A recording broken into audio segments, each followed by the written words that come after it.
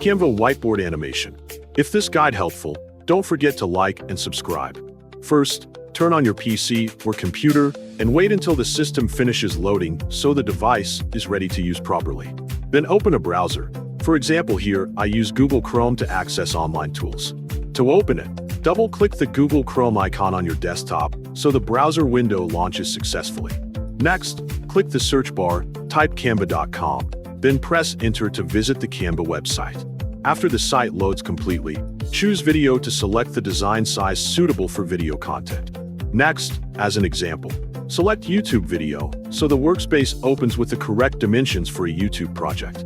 Go to the left side of the Canva interface and scroll down to make sure the Speed Painter app is available in the menu.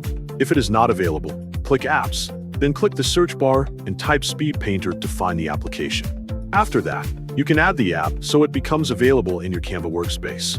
Next, open Speed Painter from the Apps section to begin creating the animation.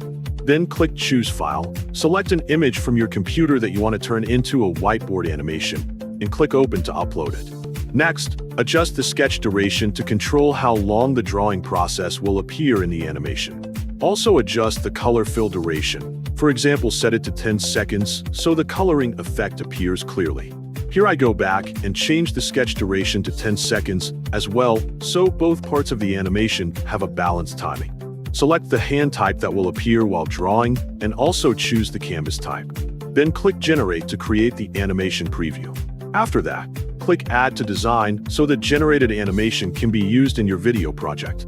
If the result on the canvas is only 5 seconds, simply delete it because it does not match the duration you set earlier. Drag and drop the generated result manually onto the canvas so the full animation appears correctly. Next, adjust the size and position so the animation fits well in the frame. Close the Speed Painter panel and try to play the video. View the result and see that the Canva whiteboard animation has been created successfully.